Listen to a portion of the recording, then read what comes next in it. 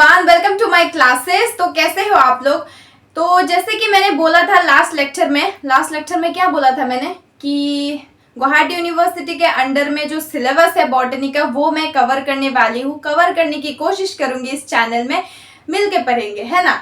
तो last lecture में बस ऐसे इंट्रोडक्टरी लेक्चर था, आज प्रॉपर लेक्चर स्टार्ट होने वाला है, ठीक है। तो इससे पहले मैं बता दूं, यहाँ पे जो मैं पढ़ाऊंगी मैं सिर्फ कॉन्सेप्ट को समझाऊंगी, ठीक है। वैसे फाइनल एग्जाम में लिखने के लिए, बोर्ड एग्जाम में लिखने के लिए जो नोट्स है वो मैं यहाँ पे नहीं लिखूंगी, ठीक है, क्योंकि बोर्ड एग्जाम में बहुत ब्रीफली लिखना पड़ेगा आप लोगों को। तो जो वो नोट्स है वो मैं अपना टेलीग्राम चैनल में दे दूंगी, ठीक है। मेरा एक टेलीग्राम चैनल है, वो ज्वाइन कर लेना। मेरा जो ये सेमिम्स क्लासेस चैनल है, इसके डिस्क्रिप्शन में उसका लिंक है, तो वो मेरा टेलीग्राम चैनल ज्वाइन कर लेना, ठीक है। तो यहाँ पे मैं कॉन्सेप्ट समझा दूंगी और मेरा जो हैंड रिटन नोट्स है वो मैं वहां पे दे दूंगी। तो लेक्चर देख के आप लोगों को नोट्स भी देखना है, ठीक है। तो चलिए स्टार्ट करते हैं। तो जो फर्स्ट सेम का सिलेबस है बॉटनी का, that is microbes and plant diversity, उसमें टोटल 6 यूनिट है। उसमें से जो पहला यूनिट है that is origin of life, वो हम आज पढ़ने वाले हैं, ठीक है। सो ये जो ओरिजिन ऑफ लाइफ है बहुत ही आसान सा टॉपिक है, समझ जाओगे। इसमें टोटल हम 3 टॉपिक्स पढ़ने वाले हैं। पहला है theories of origin of life, next one is kingdoms of life, okay, and the last one is tree of life, ठीक है। तो स्टार्ट करते हैं। ओरिजिन ऑफ लाइफ, यहां से क्या पता चल रहा है, लाइफ क्या है, बताओ लाइफ क्या है। Life is a complex interaction of molecules. ये डेफिनेशन कहीं सुना सुना लग रहा है। 11th में लिविंग वर्ल्ड चैप्टर में एनसीईआरटी का डायरेक्ट लाइन है कि नहीं, life is a complex interaction of molecules. मतलब हमारे अंदर जो भी मेटाबॉलिक रिएक्शंस हो रहे हैं, जो भी केमिकल रिएक्शंस हो रहे हैं, उसी की वजह से तो हम चल रहे। हमारे हर सेल के अंदर रिएक्शंस हो रहे हैं कि नहीं हो रहे, उसी की वजह से तो हम चल रहे। इसीलिए इसको बोला जाता है life is a complex interaction of molecules. अब लाइफ मतलब क्या है, जो लिविंग थिंग्स है ना, जो प्लांट्स है, एनिमल्स है, माइक्रो ऑर्गेनिजम्स है, ठीक है। तो अभी तो बहुत सारा स्पीशीज है, बहुत ज्यादा डाइवर्सिटी है, बहुत तरह तरह के प्लांट्स, एनिमल्स, माइक्रो ऑर्गेनिज्म पाया जाता है ना। लेकिन ये जो अभी का डाइवर्सिफिकेशन है, इतना बड़ा अमाउंट में जो स्पीशीज है, उन सब का ओरिजिन क्या है, मतलब ये जो स्टार्ट हुआ वो लाइफ कहाँ से ओरिजिनेट हुआ, ठीक है। इसी को हम बोलते हैं ओरिजिन ऑफ लाइफ, जिसको बोला जाता है साइंटिफिकली बायोपोइसिस, ठीक है। तो अब देखो, ये जो लाइफ का मतलब लाइफ ओरिजिनेट हुआ, उसको लेके अलग अलग साइंटिस्ट ने अलग अलग टाइम पे अलग अलग सोच है लोगों की, है ना। तो अलग अलग टाइम पे क्या किया, अलग अलग थ्योरीज दिया, ठीक है। तो टोटल 5 तरह का थ्योरी है, उसके बारे में हम पढ़ते हैं अभी, ठीक है। वो देख लेते हैं, ठीक है। सो पहला जो है that is theory of special creation. इसमें उतना लॉजिक नहीं है, ये जो टॉपिक है, मतलब ये जो यूनिट है, बस सुनते जाओ, हो जाएगा, ठीक है। थ्योरी ऑफ स्पेशल क्रिएशन, एक और है ए बायोजेनेसिस थ्योरी। एक एक को हम डिटेल में पढ़ेंगे अभी, ठीक है। Abiogenesis theory, third one is biogenesis theory, okay, fourth one is cosmozoic theory,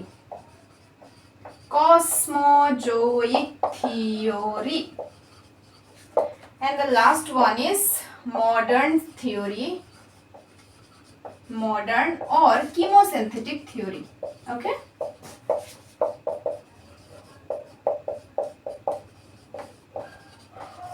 ये बोर्ड थोड़ा हिल रहा है गाइस, इसमें ऐसे लगाना पड़ेगा, ओके।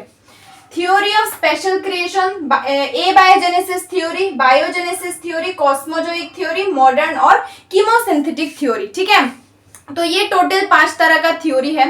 अलग अलग टाइम में अलग अलग साइंटिस्ट ने अलग अलग तरीके से एक्सपेरिमेंट किया और उनके सोच के हिसाब से ये सब कुछ थ्योरी दिया, ठीक है। लेकिन जो सबसे एक्सेप्टेबल है that is of course the last one, modern और कीमोसिंथेटिक थ्योरी, ठीक है। तो एक एक करके हम पढ़ते हैं, ओके। तो ये जो थ्योरी है ये किसने प्रपोज किया था, हिब्रू ईट ऑल, इसने प्रपोज किया था और इसको सपोर्ट किया था फादर सुआरेज ने। इनके फादर ने नहीं, इस इंसान का नाम ही है फादर सुआरेज, ठीक है। तो ये थ्योरी ऑफ स्पेशल क्रिएशन इन्होंने दिया था, हिब्रू इट ऑल, और इसको बहुत अच्छे से सपोर्ट किया था फादर सुआरेज ने, ठीक है। सो थ्योरी ऑफ स्पेशल क्रिएशन ये बेसिकली है क्या, ये थ्योरी क्या बोलता है, ठीक है। इसको बोला जाता है क्या बोलता है, बताओ क्या बोलता है, तुम लोग को पता है ना, बताओ। इस थ्योरी के हिसाब से उन लोगों ने ये सोचा कि दुनिया में जितने भी लाइफ है, ठीक है, जितने भी लिविंग ऑर्गेनिजम्स है या जो भी चीजें है, वो एक सुपर नेचुरल पावर जो गॉड है उन्होंने क्रिएट किया है, ठीक है। ऊपर वाले ने क्रिएट किया, ऑफ कोर्स ऊपर वाले ने बनाया है, लेकिन इसका कोई साइंटिफिक प्रूफ नहीं दिया ना। बस उन लोगों ने यही बोला कि जो भी लाइफ आया है, जो भी लिविंग ऑर्गेनिज्म है, उनको बस एक सुपर नेचुरल पावर ने क्या किया, डिस्कवर किया, सुपर नेचुरल पावर ने बनाया है। सुपर नेचुरल पावर ने दे दिया कि ये प्लांट है, ये एनिमल है, ये माइक्रो ऑर्गेनिज्म है। यही है थ्योरी ऑफ स्पेशल क्रिएशन, ठीक है। मतलब यहाँ पे कोई उतना लॉजिक नहीं है, कोई साइंटिफिक प्रूफ नहीं है, बस उन लोगों को कुछ मिला नहीं, शायद दिमाग उतना काम नहीं किया उस टाइम में, उतना ही सोच पाए, तो इसीलिए यही बोल दिया कि गॉड ने डिस्कवर कर दिया हर चीज। और ये भी बोला कि जो भी सुपर नेचुरल पावर से मतलब चीजें आया है वो अब तक चेंज नहीं हुआ है। बट ये तो गलत है, क्योंकि एवोल्यूशन होके बहुत कुछ चीजें चेंज हुआ है, मॉडिफाई हुआ है ना। तो उन लोगों ने बोला कि जो चीज जैसा है वैसा ही है अब तक, बट हाँ मेनली चीज वही है, प्लांट्स है, एनिमल्स है, बट बहुत कुछ चीजें मॉडिफाई भी हुआ है एवोल्यूशन होके, ठीक है। सो थ्योरी ऑफ स्पेशल क्रिएशन यही बोलता है कि जो भी लाइफ फॉर्म्स है वो सुपर नेचुरल पावर के थ्रू आया है, ठीक है। और इसका ड्रॉबैक यही है कि इसका कोई साइंटिफिक प्रूफ नहीं है, ये एक्सपेरिमेंटली प्रूफ नहीं कर सकते, साइंटिफिक एक्सप्लेनेशन इसका नहीं है, तो इसी वजह से ये थ्योरी जो है वो फेल हो गया, ठीक है। सो नेक्स्ट थ्योरी जो है दैट इज एबायोजेनेसिस थ्योरी। तुम लोगों को बोर लग रहा है क्या, बताओ जरा, क्या तुम लोग बोर हो गए हो, बताओ जरा। Okay, the next theory is abiogenesis theory. Abiogenesis theory, ठीक है। एबायोजेनेसिस इसको बोला जाता है theory of spontaneous creation, spontaneous creation या फिर ऑटोबायोजेनेसिस। ओके ओके, अब देखो एबायोजेनेसिस, ये जरा वर्ड से पता लगाओ, ये किसने, मतलब ये क्या होगा, बताओ। This theory was proposed by, ये थोड़ा सा मतलब ये यूनिट जो है वो थोड़ा सा बोरिंग टाइप है, क्योंकि इतना लॉजिक नहीं है। रुको, ये साइंटिस्ट का नाम लिख लेते हैं, ये सब याद नहीं रहता यार। तुम लोग को साइंटिस्ट का नाम याद रहता है क्या? मुझे तो बिल्कुल याद नहीं रहता। सब क्या क्या है, सपोर्टेड बाय, ये क्या नाम है, एनाक्सिमेनस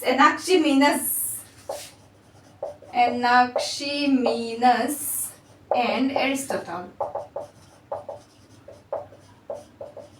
ओके, अब देखो ए बायोजेनेसिस, ठीक है। बायो का मतलब है लिविंग, हमें पता है। जेनेसिस का मतलब है फॉर्मेशन, ओके।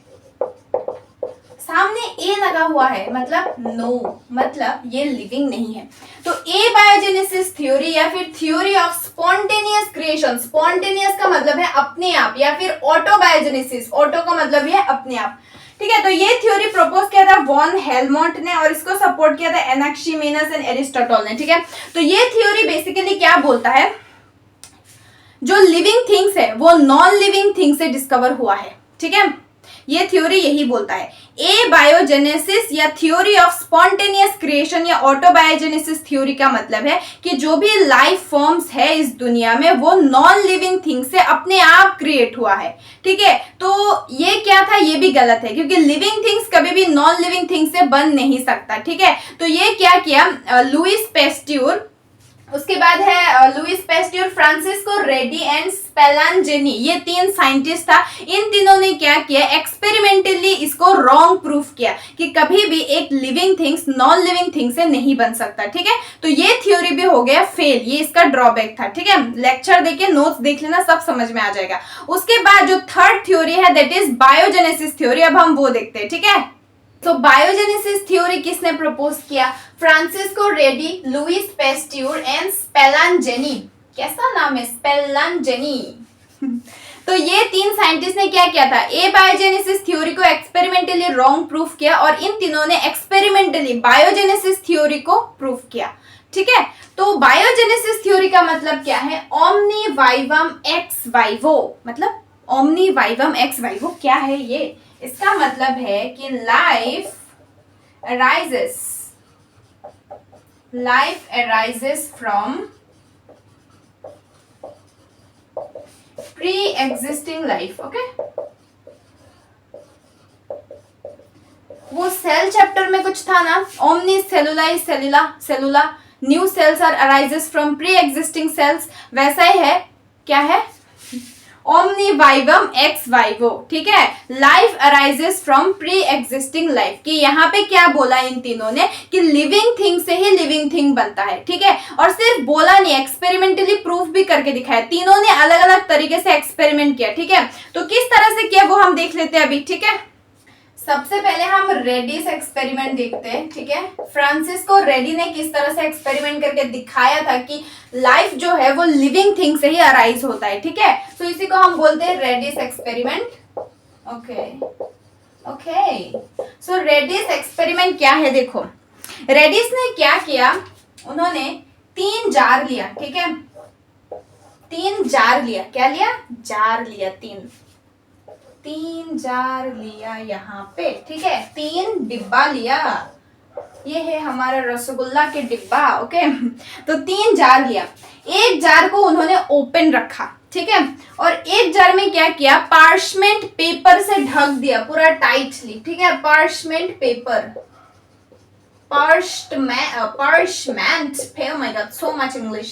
parchment पेपर का मतलब क्या है, वो जो होता है ना, वो एयर फ्रायर में जो पेपर वो देके फिर उसमें सामान देते हैं, या फिर रोटी वोटी पैक करते हैं। एल्यूमिनियम फॉइल नहीं, वो अलग होता है, रोटी वोटी जो रैप करके ले जाते हैं, उस समझ गए ना, गूगल करके देख लेना, वो होता है parchment पेपर। ठीक है, तो उससे टाइटली वो क्या कर दिया, उसको पैक कर दिया, एक जार के मुंह को बंद कर दिया। ठीक है, और एक में क्या किया, मुस्लिन क्लॉथ। ठीक है, मुस्लिन क्लॉथ, वो जो पतला सा व्हाइट कलर का कपड़ा आता है ना, उसको बोला जाता है मुस्लिन क्लॉथ। ठीक है, तो एक को मुस्लिन क्लॉथ से ढक दिया, एक को पार्चमेंट पेपर से ढक दिया और एक ओपन रखा। ठीक है, फिर तीनों जार में क्या किया, मीट।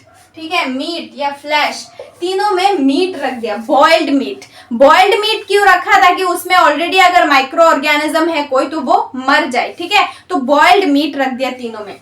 अब कुछ दिन के बाद उन्होंने देखा, कुछ दिन के बाद क्या देखेगा बताओ, कुछ दिन के बाद देखा जो जार ओपन था वहां पे उस मीट पे, जब ये, क्योंकि ये बॉइल कर दिया और बहुत दिन तक रख दिया, तो ऑफकोर्स ये क्या हो जाएगा, क्या हो जाएगा, डिग्रेड हो जाएगा, है कि नहीं, मीट डिग्रेड होगा कि नहीं। तो वो डिग्रेडिंग जो मीट था, जो ओपन जार वाला था, उसमें बहुत सारे माइक्रो ऑर्गेनिज्म ग्रो कर लिया। ठीक है, बहुत सारे माइक्रोब्स ने यहाँ पे ग्रो कर लिया। ठीक है, लेकिन ये दोनों जो है, पार्चमेंट पेपर से जो एकदम टाइटली पैक था, उसमें कोई भी माइक्रो ऑर्गेनिज्म नहीं है। ठीक है, मुस्लिन क्लॉथ के थ्रू जो ढका हुआ था, उसमें भी कोई माइक्रोब्स नहीं है। तो देखो, पहले सिर्फ मीट था। ठीक है, लेकिन ये जार ओपन था, तो इस ओपन जार में क्योंकि ये मीट है, तो ऑफ कोर्स मक्खी वक्खी आएगी यहाँ पे। तो मक्खी आके जब बैठी, तो वो मक्खी का लार्वा यहाँ छोड़ के गया। जब मक्खी ने, मतलब मक्खी का जो एक्सक्रीटा है वो यहाँ पे जब आया, उस एक्सक्रीटा में मक्खी का लार्वा था, उसी लार्वा से फिर क्या हुआ, बाकी माइक्रो ऑर्गेनिज्म यहाँ पे ग्रो कर गया। ठीक है, लेकिन इन दोनों के अंदर मक्खी जा नहीं पाए। यहाँ पे मुस्लिम क्लॉथ के ऊपर कुछ मक्खी आके मतलब अटक गए, लेकिन इसके अंदर नहीं जा पाए। ठीक है, और इसमें तो आ ही नहीं पाए। तो इन दोनों के अंदर मक्खी नहीं जा पाया, कोई एयर कंटेंट नहीं जा पाया, क्योंकि एयर में माइक्रो ऑर्गेनिज्म होगा तभी वो रिप्रोड्यूस करेगा जाके, है कि नहीं। तो इन दोनों के अंदर कुछ भी नहीं था। ठीक है, डिग्रेडिंग मीट के अलावा, क्योंकि ऑलरेडी वो मीट बॉयल था तो उसमें भी माइक्रोब्स नहीं था, तो एकदम मतलब कुछ भी नहीं था लिविंग थिंग्स, तो इसीलिए इन दोनों के अंदर कुछ भी फॉर्म नहीं हुआ। लेकिन ये क्योंकि ओपन था तो इसके अंदर माइक्रोब जा सकता था, क्योंकि एयर में बहुत सारे माइक्रोब होते हैं, तो एयर इसके अंदर गया तो उस एयर में जो माइक्रोब है या मक्खी वक्खी के थ्रू जैसे भी गया, ठीक है, फिर यहाँ पे माइक्रोब ग्रो हुआ। तो इस तरह से रेड्डी ने बताया कि लिविंग थिंग से ही लिविंग थिंग अराइज होता है और नॉन लिविंग थिंग से लिविंग थिंग कभी अराइज नहीं होता। तो एबायोजेनेसिस थ्योरी को भी यहाँ पे दिखाया कि ऐसा नहीं होता और बायोजेनेसिस थ्योरी को भी प्रूफ किया कि ऐसा होता है। ठीक है, अभी हम देखते हैं लुईस पेस्ट्यूर ने कैसे प्रूफ किया था। ठीक है, लुईस पेस्ट्यूर से पहले हम इन महान इंसान, ये नाम क्या है, स्पेल्लंजेनी, स्पेल्लंजेनी, वाओ, अगर टीचर इसका अटेंडेंस लेते होंगे, स्पेल्लंजेनी, प्रेजेंट सर, प्रेजेंट में स्पेल्लंजेनी, स्पेल्लंजेनी का एक्सपेरिमेंट पढ़ते हैं अभी। ठीक है, स्पेल्लंजेनी ने भी यही दिया था बायोजेनेसिस थ्योरी को, तो कैसे प्रूफ किया था वो हम देखते हैं। ठीक है, तो सेम ही चीज है यार, तीन लोगों ने बस अलग अलग टाइप का फ्लास्क, जार, ये सब ले लिया, बस डिब्बा अलग लिया, बाकी एक्सपेरिमेंट सेम ही था। पता चलेगा तीनों का जब मैं बताऊंगी, देखना। ठीक है, तो स्पेल्लंजेनी ने क्या किया था, उन्होंने टोटल 8 फ्लास्क लिया था। ठीक है, 8 फ्लास्क, तो यहाँ पे एक फ्लास्क बनाते हैं। ठीक है, ओके, वाओ, ये भी एक फ्लास्क है, ये कद्दू नहीं लग रहा है। ओके, ये एक फ्लास्क है, दोनों फ्लास्क में उन्होंने क्या किया, हे फ्यूजन को डाल दिया है। हे फ्यूजन क्या होता है, ये होता है, ये देखो, हे फ्यूजन जिसको बोला जाता है ब्रॉथ, मतलब कुछ भी घास फूस जो न्यूट्रिएंट, जिसमें न्यूट्रिएंट्स है। ठीक है, घास फूस डाल दो, कुछ भी डाल दो जिसमें न्यूट्रिशन है बस। ठीक है, उसको बोला जाता है हे फ्यूजन या फिर ब्रॉथ। ठीक है, तो इन दोनों फ्लास्क में क्या किया, हे फ्यूजन को डाल दिया या फिर ब्रॉथ को डाल दिया और फिर इसको हीट कर दिया। तो इसको जब हीट करेंगे तो क्या होगा, इसमें जितने भी माइक्रो ऑर्गेनिज्म ऑलरेडी प्रेजेंट है सारे माइक्रोब मर जाएंगे। ठीक है, मतलब इसको स्टेरलाइज कर दिया। ठीक है, स्टेरलाइजेशन और पेस्टोराइजेशन पता है ना, स्टेरलाइजेशन का मतलब है कोई भी अगर मीडियम है तो उसको हीट करके उसमें जितने भी माइक्रो ऑर्गेनिज्म है, बेनिफिशियल हो या फिर हार्मफुल हो, सबको किल कर देना, दैट इज स्टेरलाइजेशन। अगर ओनली हार्मफुल माइक्रोब को किल कर रहे, बेनिफिट वाला रेयर, मतलब बेनिफिशियल जो है उसको किल नहीं कर रहे, तो उसको हम बोलते हैं पेस्टोराइजेशन। लेकिन यहाँ पे तो नहीं रह सकता, क्योंकि हम क्या प्रूफ कर रहे हैं कि लिविंग थिंग से लिविंग थिंग्स आता है, तो यहाँ पे सबको मरना होगा पहले, है कि नहीं। तो स्टेरलाइज कर दिया, जितने भी माइक्रो ऑर्गेनिज्म है उसको मार दिया बॉइल करके। ठीक है, अब देखो उसने टोटल क्या किया, स्पेल्लंजेनी ने टोटल 8 फ्लास्क लिया। ठीक है, 8 बॉटल लिया उन्होंने। 8 बॉटल में क्या किया, यहाँ पे जो 2 बॉटल है इसको सील कर दिया। ठीक है, यहाँ रुको, 2 बॉटल को सील कर दिया और एक बॉटल को लूजली कॉर्क से, मतलब वो कर दिया, लूजली, थोड़ा सा ओपन है मान लो। ठीक है, और ओके, इसका इंक खत्म हो रहा है, रुको। अब देखो इन दोनों में क्या है, ब्रॉथ है, हे फ्यूजन है, इन दोनों में हीट किया हुआ, ऑलरेडी बॉइल्ड है। ठीक है, अब ये जो सोल्यूशन है, ठीक है, इसको क्या किया, इन सारे फ्लास्क में डाल दिया। ठीक है, ये जो है इसका मुंह बंद है, इसका भी मुंह बंद है। ठीक है, तो इसमें डाल दिया, डाल के मुंह बंद कर लिया इसका, और इसमें भी डाला लेकिन इसका मुंह थोड़ा सा खुला रख दिया। ठीक है, और यहाँ पे क्या किया, इसका भी मुंह बंद कर दिया और यहाँ पे इसका मुंह खुला रख दिया। ठीक है, सो ये क्लोज्ड है। ठीक है, ये ओपन है, ये भी ओपन है, ये क्लोज्ड है and this is also closed. Okay, so अब देखो, जब बॉयल किया हुआ ब्रॉथ को अलग अलग बॉटल में डाला, डाल के कुछ कुछ बॉटल को सील कर दिया और कुछ कुछ बॉटल ओपन है। ठीक है, तो कुछ दिनों के बाद क्या होगा, क्योंकि यहाँ पे न्यूट्रिएंट्स है कि नहीं, तो उसको डिग्रेड करने के लिए माइक्रो ऑर्गेनिज्म आएंगे, उसको बॉयल करके उसका माइक्रोब मार दिया, लेकिन न्यूट्रिएंट्स तो है उस कंपाउंड में, है कि नहीं। तो अगर वो ओपन है तो उसमें न्यूट्रिएंट्स है, तो माइक्रो ऑर्गेनिज्म आके उसको डिग्रेड करना चाहेगा कि नहीं, उसका न्यूट्रिएंट्स अब्सॉर्ब करेगा, डिकम्पोज करेगा। लेकिन जो सील्ड है उसमें माइक्रो ऑर्गेनिज्म आएगा ही नहीं। तो कुछ दिन के बाद क्या देखा गया, जो जो क्लोज था उसमें माइक्रोब्स का ग्रोथ नहीं था। ठीक है। और जो जो ओपन था उसमें माइक्रोब्स देखने को मिला, क्योंकि अगर ओपन है तो ऑफ कोर्स एयर के थ्रू माइक्रो ऑर्गेनिज्म अंदर गया, ठीक है। वो माइक्रो ऑर्गेनिज्म अंदर गया, वहां से उस चीज को डिकम्पोज किया, खुद का एक्सक्रीटा छोड़ा, उस एक्सक्रीटा में लार्वा था, उस लार्वा से नया माइक्रो ऑर्गेनिज्म बना, ठीक है। तो स्पेलांजनी ने भी यही एक्सपेरिमेंट प्रूफ किया कि लिविंग थिंग से ही लिविंग थिंग्स बन सकता है और नॉन लिविंग से लिविंग थिंग्स नहीं आ सकता, क्योंकि जो क्लोज था उसमें तो लिविंग थिंग नहीं आया, ठीक है। तो इस तरह से उन्होंने क्या किया, बायोजेनेसिस थ्योरी को प्रूफ किया, ठीक है। अब हम लुईस पेस्ट्यूर का देखते हैं, ठीक है। देखो पेस्ट्यूर ने भी सेम एक्सपेरिमेंट ही किया। पेस्ट्यूर ने क्या किया, 2 फ्लास्क लिया इन्होंने, ठीक है। एक फ्लास्क का जो नेक था, ये देखो उन्होंने 2 फ्लास्क लिए, ठीक है। एक फ्लास्क का जो नेक था वो नॉर्मल जो होता है वैसा ही था, और एक फ्लास्क का जो नेक था वो हाफ शुआन लाइक था, जिसको बोलता है शुआन नेक लाइक फ्लास्क, ओके। सो ये शुआन नेक लाइक फ्लास्क लिया उन्होंने, ठीक है। अब इन दोनों में डाला उन्होंने न्यूट्रिएंट सोल्यूशन, कोई भी न्यूट्रिएंट सोल्यूशन जिसमें न्यूट्रिशन हो, जिसके लिए माइक्रोब अट्रैक्ट हो, ठीक है। अब इन दोनों को हीट कर दिया, बॉईल कर दिया। बॉईल क्यों किया, ताकि स्टेरलाइज हो जाए, ऑलरेडी जो माइक्रो ऑर्गेनिज्म प्रेजेंट है वो मर जाए, ठीक है। अब हीट करने के बाद क्या किया, इसको कुछ दिन के लिए दूसरे फ्लास्क में शिफ्ट कर दिया, ठीक है।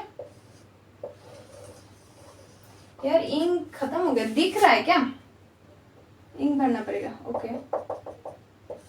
अब देखो क्या किया पेस्ट्यूर ने, जो न्यूट्रिएंट सोल्यूशन था उन दोनों अलग अलग तरह के फ्लास्क में लिया, इसको हीट किया और फिर इन दोनों अलग अलग तरह के फ्लास्क में ट्रांसफर कर दिया। फिर कुछ दिन के बाद देखा कि ये जो ब्रोकन वाला नेक था, ठीक है, ये ओपन था, ठीक है, ये ओपन था। तो ये जो ब्रोकन वाला नेक था, इसके ये वाला जो फ्लास्क है इसमें माइक्रो ऑर्गेनिज्म मिला, ठीक है। लेकिन जो ये श्वान हाफ श्वान लाइक नेक वाला फ्लास्क था, इसमें माइक्रोब नहीं मिला, ठीक है। क्यों, क्योंकि इसके अंदर एयर नहीं घुस पाया, क्योंकि ये इसका नेक इस तरह से है ना, तो एयर अंदर नहीं जा पाया, ठीक है। तो जिसमें एयर गया उसमें माइक्रोब मिला, जिसमें एयर नहीं गया उसमें माइक्रोब नहीं मिला।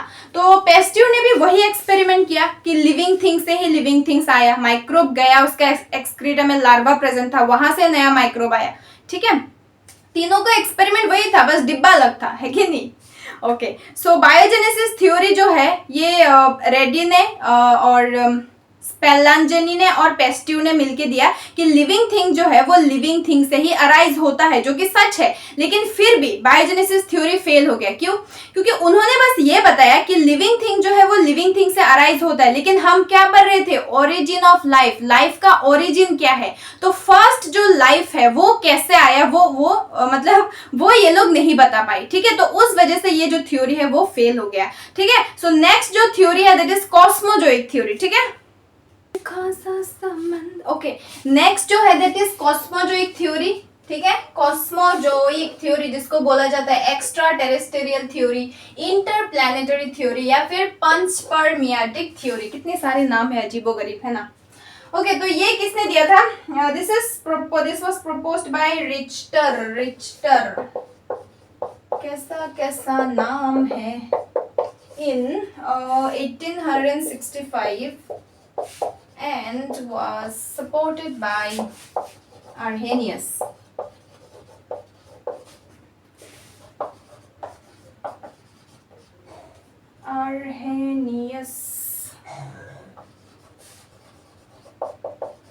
In 1908। यार रात के बज रहे हैं 2, ठीक है, और ये लोग सो रहे हैं और मेरी आवाज से हो रहे डिस्टर्ब, ओके। कॉस्मोजोइक थ्योरी जो है वो रिच्टर ने दिया था 1865 में एंड आर्हेनियस ने इसको सपोर्ट किया था 1908 में, ठीक है। तो देखो ये थ्योरी क्या बोलता है, कॉस्मोजोइक थ्योरी ये बोलता है कि जो अर्थ में लाइफ आया वो कहीं दूसरे प्लैनेट से आया, दूसरे प्लैनेट से वो लाइफ सीड के फॉर्म में या स्पोर के फॉर्म में आया, जिसको बोला जाता है पंचपर्मिया,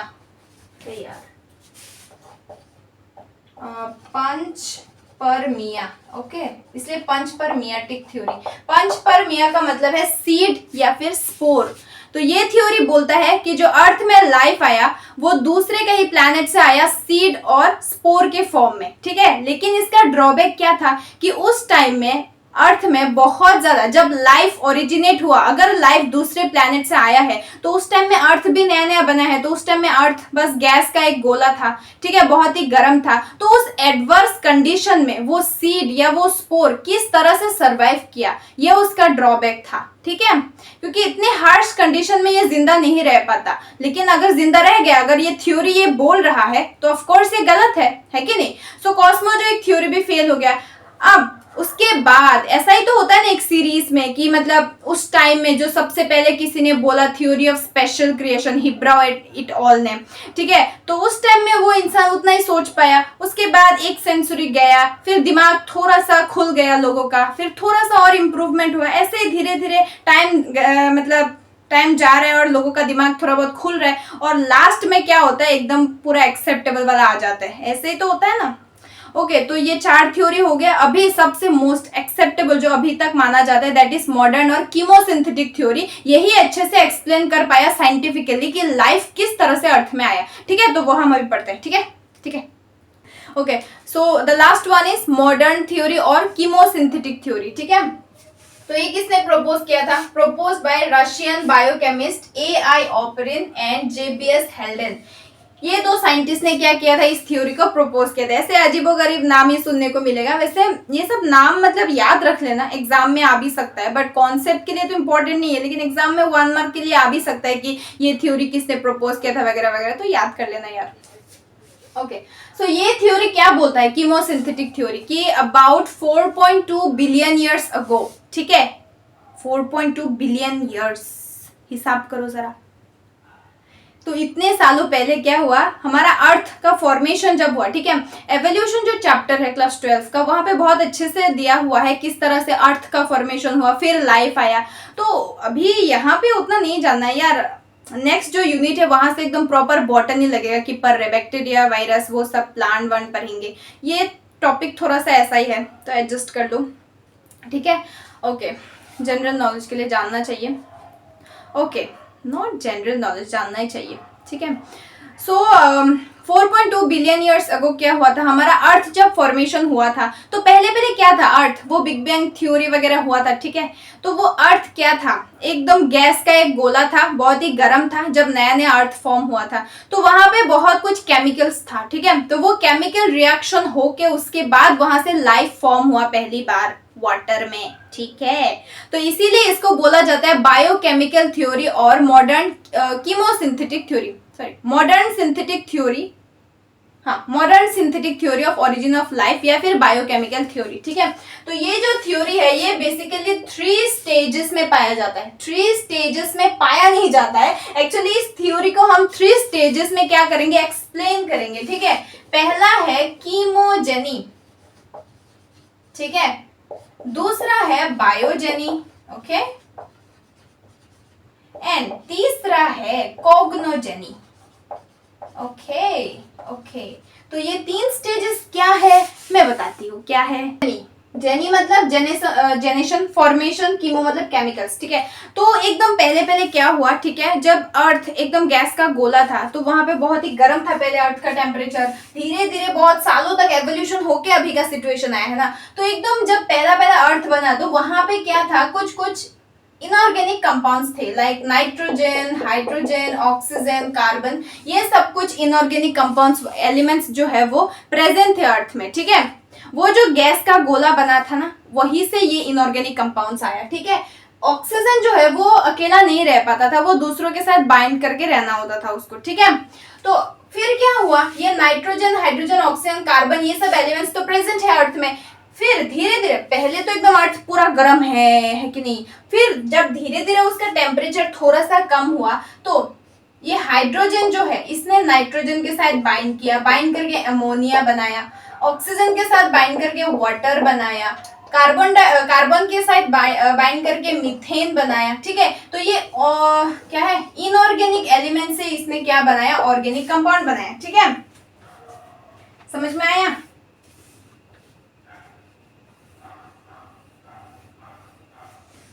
समझ में आया? सॉरी, ये इनऑर्गेनिक कंपाउंड, ये ऑर्गेनिक कंपाउंड कैसे, ये इनऑर्गेनिक कंपाउंड है, मीथेन ऑर्गेनिक कंपाउंड है, ठीक है। तो देखो, पहले जो अर्थ का एटमॉस्फेयर था वहां पे नाइट्रोजन, हाइड्रोजन, ऑक्सीजन, कार्बन, ये सब एलिमेंट्स थे।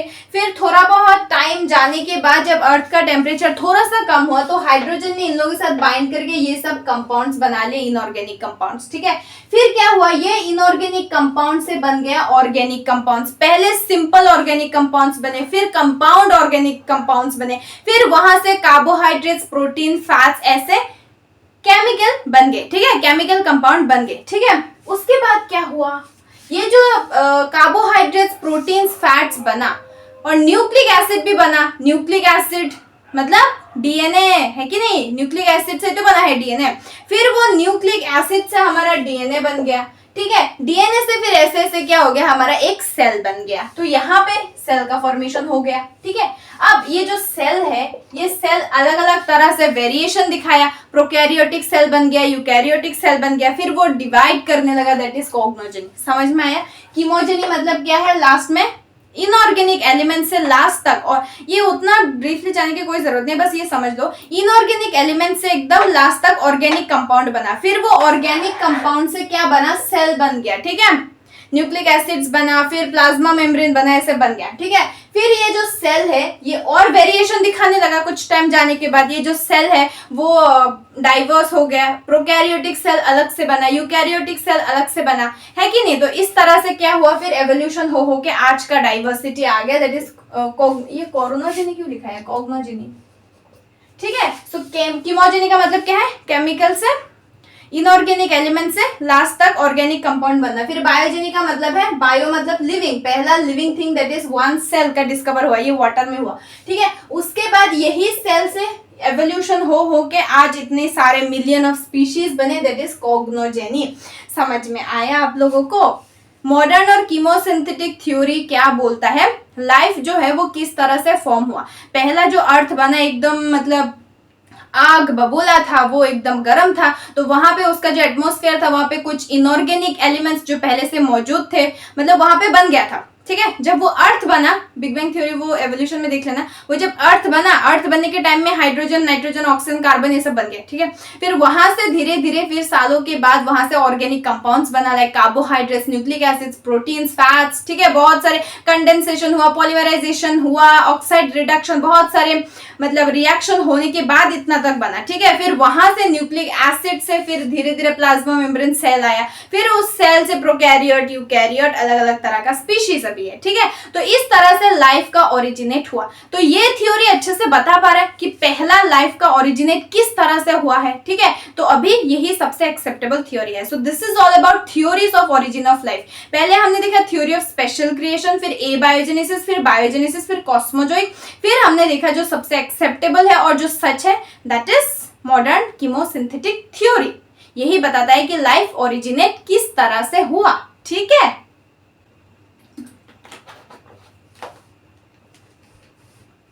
यार बहुत गर्मी है और फैन ऑफ करके शूट करना पड़ता है मुझे, नहीं तो साउंड आता है। ओके, तो अभी हम नेक्स्ट टॉपिक देखते हैं, that is kingdoms of life, ठीक है। अब किंगडम क्या है, क्या है किंगडम? ये मेरा किंगडम है, मैं इसका रानी हूँ, मैं इसका राजा हूँ, वो किंगडम नहीं। किंगडम्स ऑफ लाइफ, किंगडम क्या है, एक टेक्सोनोमिक कैटेगरी है या टेक्सोनोमिक रैंक है, ठीक है। तो जितने भी ऑर्गेनिज्म, बायोलॉजिकल क्लासिफिकेशन में देख के आए हो ना, मैंने पहले ही बोला, ये सेमेस्टर स्टार्ट करने से पहले बायोलॉजिकल क्लासिफिकेशन और प्लांट किंगडम ये 2 चैप्टर करके फिर आना, ठीक है। और मेरा टेलीग्राम ज्वाइन कर लेना, वहां से नोट्स मिल जाएगा, ठीक है। यहाँ पे तो मैं वैसा एकदम प्रॉपर इंग्लिश, एकदम अंग्रेजी नहीं लिख रही हूँ गाइस, ठीक है, बस समझा रही हूँ, समझ के फिर वो नोट्स देख लेना। तो जो जो बोला मैंने वो तो तुम्हें समझ में आ जाएगा, देख के याद आ जाएगा कि मैंने क्या बोला था, वो कॉन्सेप्ट याद आ जाएगा, और साथ में बोर्ड एग्जाम में लिखने के लिए भी वो हो जाएगा है ना। सो एक तीर से 2 निशाना करेंगे अपन, हाँ। Okay, so kingdoms of life, देखो दुनिया में जितने भी ऑर्गेनिज्म है, हमें पता है कि लाइफ का फॉर्मेशन हो गया, लाइफ एवोल्यूशन हो गया और इतने सारे स्पीशीज बन गया। अब उन सारे स्पीशीज को क्या किया, क्लासिफाई किया, क्योंकि हर एक स्पीशीज को इंडिविजुअली स्टडी करना पॉसिबल नहीं है, तो हर एक मतलब ऑर्गेनिज्म को क्लासिफाई करना जरूरी था, ठीक है। तो क्लासिफाई जो किया टेक्सोनोमिक हायरार्की में, मतलब एक एक टेक्सोनोमिक कैटेगरी में, species, genus, family, order, class, उसके बाद फाइलम या डिवीजन, किंगडम, और उसके ऊपर है डोमेन, ठीक है। सो किंगडम एक टेक्सोनोमिक कैटेगरी है, ठीक है। सो टोटल मतलब अलग अलग साइंटिस्ट ने अलग अलग तरीके से क्लासिफिकेशन किया, ठीक है। तो जैसे जैसे टाइम गया वैसे वैसे सब कुछ इवॉल्व होता गया, वैसे वैसे सब कुछ एडवांस होता गया और बहुत अच्छी तरीके से स्टडी करने लगे लोग, है ना। तो पहला जो सिस्टम दिया था that is two kingdom classification system, ठीक है। नोट्स देख लेना, वहां पे बहुत अच्छे से लिखा हुआ है मैं यहाँ बस समझा रही हूँ, ठीक है। ओके, पहला आया टू किंगडम क्लासिफिकेशन सिस्टम, ठीक है। एकदम पहले, ठीक है, जब एकदम टू किंगडम से पहले, ठीक है, एरिस्टोटल जो थे that is father of biology. Aristotle ने क्या किया था, बस ऑर्गेनिज्म को मॉर्फोलॉजी के ऊपर बेस करके उनको डिवाइड कर दिया था। लाइक एनिमल्स में क्या किया था उन्होंने, जिनमें रेड ब्लड सेल होते हैं उनको इनाइमा ग्रुप में दे दिया, जिनमें रेड ब्लड सेल नहीं होते उनको एनाइमा ग्रुप में दे दिया, ठीक है, इनाइमा एंड एनाइमा। और प्लांट्स को किस तरह से डिवाइड किया, मॉर्फोलॉजी को देख के हर्ब, श्रब, ट्री में दे दिया, ठीक है। लेकिन सिर्फ मॉर्फोलॉजी देख के हम क्लासिफाई नहीं कर सकते, उसका इंटरनल ऑर्गेनाइजेशन भी हमें देखना पड़ेगा और बहुत कुछ चीजें, ठीक है। सो पहला जो सिस्टम था that is two kingdom classification system, जो कि कैरोलस लिनियस ने दिया था। उन्होंने क्या किया था, मॉर्फोलॉजिकल कैरेक्टर को देख के ऑर्गेनिज्म को प्लांट किंगडम और एनिमल किंगडम में डिवाइड कर दिया था। दो ही किंगडम, एक प्लांट किंगडम, एक एनिमल किंगडम। तो वो तो हमें देख के पता लगता है कौन प्लांट है कौन एनिमल है। तो उन्होंने क्या किया था, न्यूट्रिशन और मोबिलिटी के ऊपर बेस करके ये प्लांट और एनिमल बना दिया। जैसे कि प्लांट जो है वो ऑटोट्रॉफिक है, एनिमल हिटरोट्रॉफिक है। प्लांट्स जो है वो सेसाइल है, वो मूव नहीं कर सकते, एनिमल्स मूव कर सकते हैं, मतलब लोकोमोशन कर सकते हैं। तो न्यूट्रिशन और मोबिलिटी में जो बोल रही हो ध्यान से सुनो, ठीक है, लेक्चर कंसंट्रेट से सुनो, ठीक है। न्यूट्रिशन और मोबिलिटी के ऊपर बेस करके कैरोलस लिनियस ने क्या किया, टू किंगडम क्लासिफिकेशन सिस्टम दिया, मतलब ऑर्गेनिजम्स को प्लांट किंगडम और एनिमल किंगडम में डिवाइड कर दिया। लेकिन इसका ड्रॉबैक क्या था, यार मेरे फोन में दो कैमरे, मैं एक बार इसमें देख रही हूँ एक बार उसमें देख रही हूँ। ओके, इसका ड्रॉबैक ये था कि देखो उन्होंने बस प्लांट और एनिमल किया, तो यूनिसेलुलर, मल्टीसेलुलर, प्रोकैरियोटिक, यूकैरियोटिक सारे ऑर्गेनिजम्स को एक ग्रुप में ही रख दिया उन्होंने, ठीक है। लाइकेन जो है ये कोई ऑर्गेनिज्म नहीं है। Lichen is an association of fungi and alga, ठीक है, ये तो पता है ना। Lichen is an association of alga and fungi, ये कोई अलग ऑर्गेनिज्म नहीं है। तो लाइकेन के लिए कोई कैटेगरी नहीं है, ठीक है, लाइकेन के लिए कोई भी कैटेगरी नहीं है। यूग्लेना जो है, यूग्लेना प्लांट की तरह भी एक्ट करता है, एनिमल की तरह भी एक्ट करता है। अब इसको किस में रखे, है कि नहीं, किस में रखे। फंगस जो है वो हिट्रोट्रॉफिक है, लेकिन उसको प्लांट किंगडम में रखा हुआ है। तो यही सब कुछ चीजें हैं, कुछ रीजन है जिसकी वजह से ये टू किंगडम क्लासिफिकेशन सिस्टम जो है वो फेल हो गया। उसके बाद आया हमारा थ्री किंगडम क्लासिफिकेशन जो दिया अर्न्स्ट हैकेल ने। अर्न्स्ट हैकेल ने क्या किया, थ्री किंगडम क्लासिफिकेशन सिस्टम दिया। तो पहले से टू किंगडम था, प्लांट और एनिमल, ठीक है, वहां से थोड़ा बहुत चीजें कट होके लास्ट तक आएगा, देखना, ठीक है। थ्री किंगडम क्लासिफिकेशन ने अर्न्स्ट हैकेल ने क्या किया, प्रोटिस्टा किंगडम को इंक्लूड किया। प्रोटिस्टा, जिसमें सारे प्रोटिस्ट, यूनिसेलुलर, यूकैरियोटिक प्रोटिस्ट को इंक्लूड किया, ठीक है। तो तीन किंगडम आ गए अभी, प्रोटिस्टा, प्लांट, एनिमल। अब देखो जो फंगस है, फंगस के लिए कोई प्रॉपर जगह नहीं है, सॉरी फंगस बाद में आएगा। अब देखते हैं फोर किंगडम क्लासिफिकेशन, ठीक है। फोर किंगडम क्लासिफिकेशन जो, अब थ्री किंगडम में प्रोटिस्ट को इंक्लूड किया, लेकिन बैक्टीरिया जो है वो भी तो यूनिसेलुलर है, ठीक है। प्रोटिस्ट भी यूनिसेलुलर है, यूकैरियोटिक, लेकिन बैक्टीरिया भी तो यूनिसेलुलर है, प्रोकैरियोटिक है, उसके लिए जगह नहीं है, उसको भी प्लांट किंगडम में रखा हुआ है। तो फोर किंगडम क्लासिफिकेशन में क्या हुआ, एच.एफ. कॉपलैंड आया, ठीक है।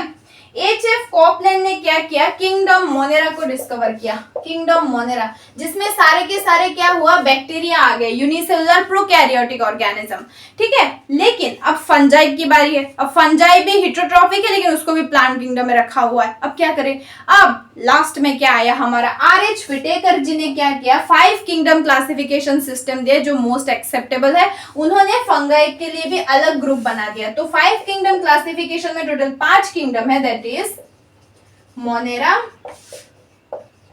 प्रोटिस्टा, यहाँ बस समझो, लेकिन नोट्स देखोगे तो सब याद आ जाएगा। एक बार टेलीग्राम ज्वाइन करके नोट्स देख लेना, ठीक है। Fungi, Plantae and animalia. Okay okay, ये टॉपिक थोड़ा सा बोरिंग लग सकता है बट नेक्स्ट टॉपिक से मजा आएगा, ठीक है। ओके देखो, 2 किंगडम क्लासिफिकेशन आया, फिर 3 किंगडम में प्रोटिस्टा इंक्लूड हुआ, 4 किंगडम में मोनेरा इंक्लूड हुआ, 5 किंगडम में फंजाई इंक्लूड हुआ, और मोनेरा, प्रोटिस्टा, फंजाई, प्लांटे और एनिमेलिया आ गया।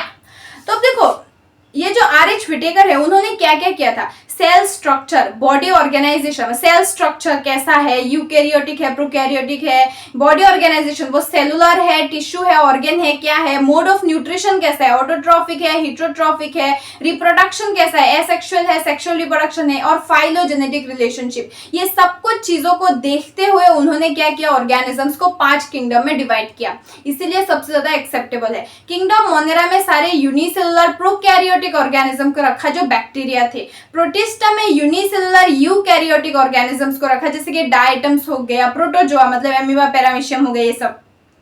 किंगडम फंजाई में क्या किया, यूनिसेलुलर या मल्टीसेलुलर यूकैरियोटिक हिट्रोट्रॉफिक ऑर्गेनिजम्स को रखा, ठीक है। फिर प्लांटे में मल्टीसेलुलर ऑटोट्रॉफिक ऑर्गेनिज्म, और एनिमल्स में क्या है, मल्टीसेलुलर यूकैरियोटिक ऑर्गेनिजम्स, ठीक है, इन सबको रखा। तो इस तरह से क्लासिफाई किया, ठीक है। उसके कुछ दिन के बाद क्या हुआ, कुछ दिन के बाद नहीं, बहुत दिनों के बाद जो 6 किंगडम क्लासिफिकेशन आया, ठीक है, ऑलमोस्ट 6 किंगडम क्लासिफिकेशन क्या क्या, कार्ल लुईस एंड कोलिक्स, ठीक है। कार्ल लुईस और कोलिक्स, ये सब नोट्स में मिल जाएगा।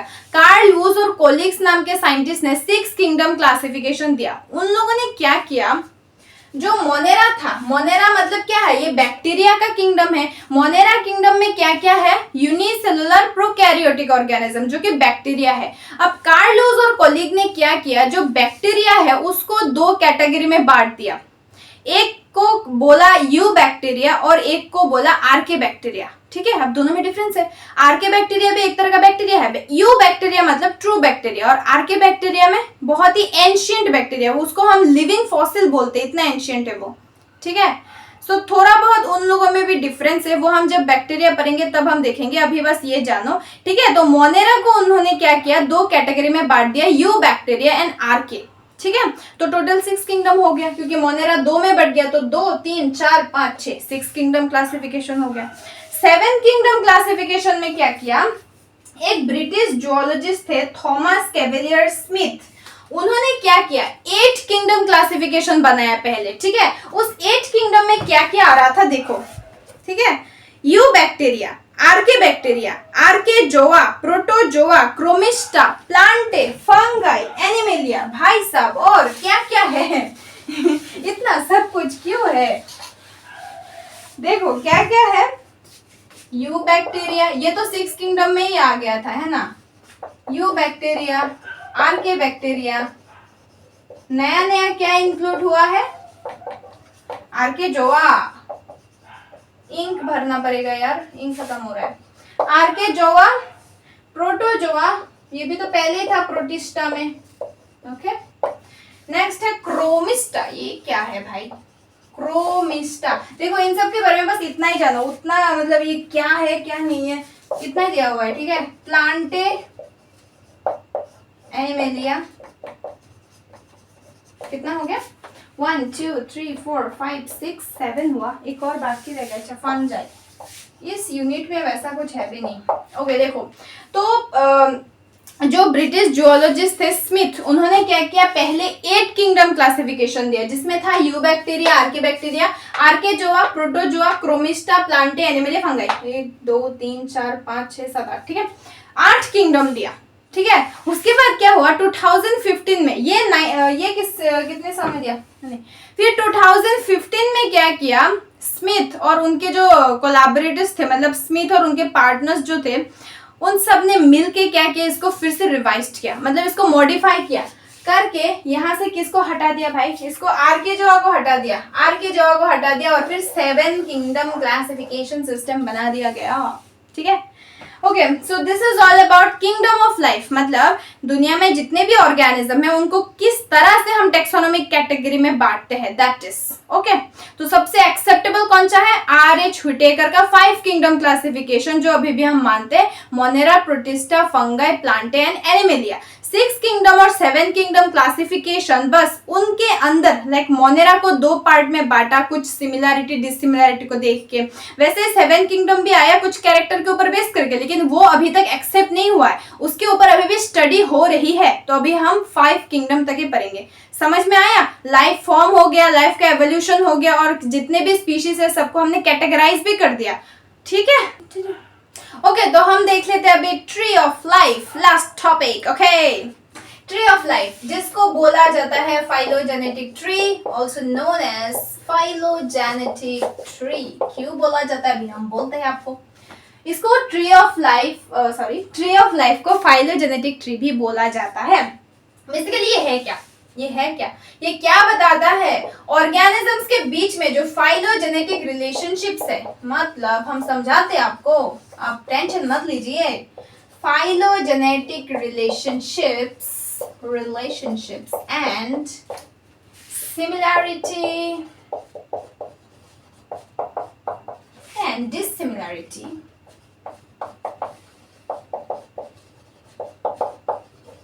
among the organisms.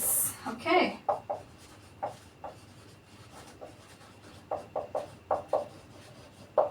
देखो भाई, जितने भी ऑर्गेनिज्म है सब एक दूसरे से कनेक्ट है कि नहीं, किसी भी तरह, प्लांट हो, एनिमल हो, माइक्रो ऑर्गेनिज्म हो, सबका एंसेस्टर तो सेम ही है। हमने अभी यही तो पढ़ा, एक सेल डिस्कवर कैसे हुआ, फिर उस सेल से बाकी सब कुछ बना है ना, कैरेक्टर, एनवायरनमेंट अलग अलग हो गया, उसमें कुछ जेनेटिक चेंज आ गया, उसी तरह तो प्लांट, एनिमल, माइक्रो बन गया, लेकिन सबका एंसेस्टर तो सेम है ना। फाइलोजेनेटिक रिलेशनशिप का मतलब है एवोल्यूशनरी रिलेशनशिप, मतलब वो एंसेस्टर से लेके अभी तक किस तरह से इवॉल्व हुआ है, दैट इज फाइलोजेनेटिक रिलेशनशिप। ठीक है, सो ट्री ऑफ लाइफ क्या है, बेसिकली जितने भी ऑर्गेनिजम्स है, ठीक है, हमें पता है हम हर एक किंगडम में उनको बांटते हैं। ठीक है, सो उसी को एक ट्री फॉर्म में दिखाना, एक ग्राफिक टूल है बेसिकली, उसको ट्री फॉर्म में अरेंज करना वो सारे ऑर्गेनिजम्स को, उसी को हम बोलते हैं ट्री ऑफ लाइफ या फिर फाइलोजेनेटिक ट्री, जो बेसिकली क्या करता है, ऑर्गेनिजम्स के बीच में जो फाइलोजेनेटिक रिलेशनशिप है या फिर कैरेक्टर्स का सिमिलैरिटी और डिसिमिलैरिटी है उनको दिखाता है। कैसे, अभी हम बताते हैं कैसे।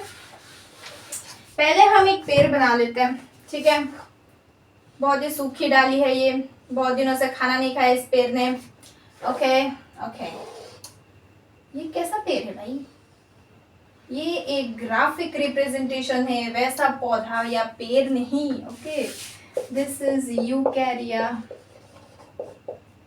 स्पेलिंग गलत हुआ है क्या, यूकैरिया। ओ, एक और बात मैं बोल दूं, मेरा जो नोट्स देखोगे ना वहां पे कुछ कुछ वर्ड्स या स्पेलिंग मिस्टेक हो सकता है। मेरा ये मतलब आदत है, मैं बहुत ही स्पेलिंग मिस्टेक कर देती हूँ। ठीक है, तो वो थोड़ा सा ध्यान में रखना। ठीक है, खुद सुधार लेना, वो मेरा ये आदत ही है। मैं बहुत ज्यादा स्पेलिंग, मतलब बहुत ज्यादा नहीं, पर कुछ कुछ नॉर्मल चीजें मैं गलत, जैसे कि अभी यहाँ अगर ए होना चाहिए मैं वो ए नहीं लिखूंगी, अभी यहाँ पे एल होना चाहिए वो एल मैं नहीं लिखती हूँ, कभी कभी ऐसा हो जाता है। ठीक है, मेरा ये आदत है।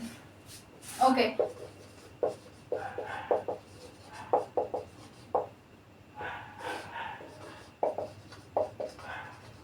देखो हमने यहाँ पे क्या बनाया ये हमने यहाँ पे बनाया 3 डोमेन सिस्टम। अब देखो डोमेन क्या है, डोमेन किंगडम के ऊपर जो टेक्सोनोमिक रैंक है उसको हम बोलते हैं डोमेन। जो 6 किंगडम क्लासिफिकेशन है ना, वहां पे उसको 3 डोमेन भी बोला जाता है। ठीक है, बैक्टीरिया एक डोमेन है, आर्के एक डोमेन है, यूकैरिया एक डोमेन है। ठीक है, ओके, सो देखो ये है ट्री ऑफ लाइफ। मान लो ये है हमारा एंसेस्टर। ठीक है, ये एक सेल था, यहां से पूरा का पूरा जो स्पीशीज है वो डिस्कवर हुआ। ठीक है, तो 5 किंगडम क्लासिफिकेशन क्या बोलता है, kingdom Monera, protista, fungus, Plantae, animalia. और 3 domain system that is 6 kingdom classification क्या बोलता है, जो मोनेरा है उसको 2 ग्रुप में बांट दिया, एक है हमारा बैक्टीरिया और एक है हमारा आर्के बैक्टीरिया। तो ये एक ब्रांच है, ये बैक्टीरिया का है, और इसी बैक्टीरिया से एक और ब्रांच निकला आर्के बैक्टीरिया का, और ये अलग है, दैट इज यूकैरिया। मतलब बैक्टीरिया और आर्के जो है वो दो डोमेन है। और यहाँ पे यूकैरिया मतलब यू मतलब ट्रू, कैरिया मतलब न्यूक्लियस, मतलब यहाँ पे सारे यूकैरियोटिक ऑर्गेनिज्म और यहाँ पे सारे प्रोकैरियोटिक ऑर्गेनिज्म है, ठीक है। तो इसके अंदर में क्या क्या आएगा, प्रोटिस्टा आएगा, ठीक है, फंजाई आएगा इसके ब्रांचेस में, प्लांटे आएगा, एनिमेलिया आएगा, है कि नहीं। अब देखो ये एक पेड़ की तरह लग रहा है। अब इस प्रोटिस्टा का भी अलग अलग ग्रुप है, इसका भी अलग अलग ब्रांचेस निकलेगा, एनिमल का भी अलग अलग फाइलम है, इसका अलग अलग ब्रांचेस निकलेगा, फंगस का अलग अलग ग्रुप है, इसका अलग अलग ब्रांचेस निकलेगा। तो इस तरह से एक पेड़ बन जाएगा कि नहीं। तो इसी को, लेकिन इन सब का एंसेस्टर तो कॉमन है कि नहीं। तो फाइलोजेनेटिक रिलेशनशिप हमें दिख रहा है, यही है हमारा ट्री ऑफ लाइफ, मतलब पूरे ऑर्गेनिजम्स जो है उसको एक पेड़ के फॉर्म में रिप्रेजेंट करना, that is tree of life या फिर फाइलोजेनेटिक ट्री। समझे।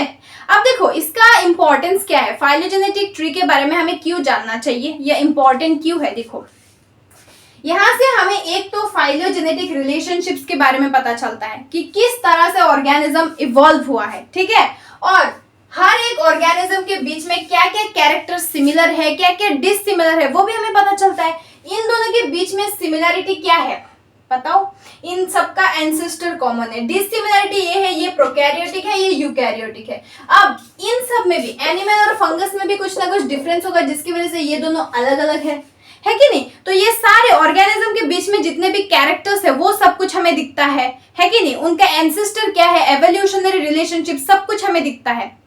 तो यही इसके इंपॉर्टेंस है। हम अगर ये सब चीजें जान पाएंगे तो फॉर एग्जांपल अभी जो मॉडर्न जमाना है वहां पे हम मान लो हम कोई प्लांट्स, ठीक है, कोई भी प्लांट्स हमें उसको आर्टिफिशियली ब्रीड करा के नया कुछ जेनेटिकली मॉडिफाइड प्लांट बनाना है, ठीक है। तो ट्री ऑफ लाइफ जब हम स्टडी करेंगे उस प्लांट का तो हमें उसके सारे एकदम एंसेस्टर से लेके सब कुछ हमें पता चल जाएगा। तो उसका अच्छे से हम कैरेक्टर जान पाएंगे, तभी हम उसको अप्लाई कर पाएंगे, उसको आर्टिफिशियली मतलब जैसा बनाना है बना पाएंगे, क्योंकि उसके सारे कैरेक्टर्स हमें पता है। अगर हम ये करेंगे तो ये हो जाएगा, ये करेंगे तो ये हो जाएगा, समझे। तो ये सब फायदा है, ठीक है।